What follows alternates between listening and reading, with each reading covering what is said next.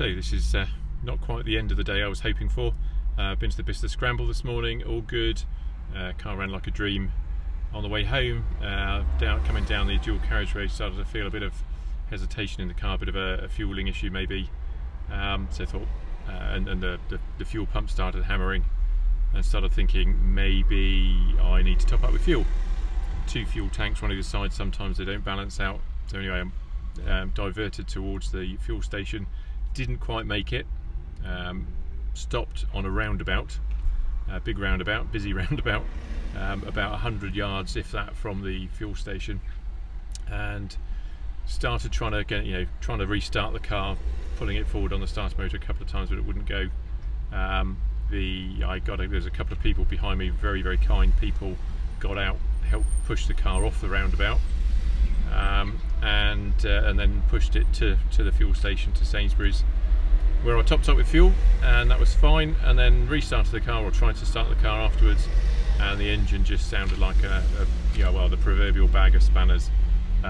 Big ones, big noisy ones. So sounded a bit like a sort of a timing issue. I clearly didn't want to run it like that for too long, so switched it off and pushed it out of the way. Then got pushed again by the Sainsbury's people because they didn't want me on their forecourt in the way while I waited for the AA. AA patrolman's now been. He didn't even get his hands dirty on the car, to be fair. He just asked me what happened. I told him what happened. He said, yeah, sounds like it's something like that. If it's mechanical sound rather than ignition timing, it's not an ignition timing problem. So he's basically said, well, we'll take it somewhere. Where do you want to go? Well, all the Lotus specialists are miles and miles away, and I'm about a mile from home at the moment.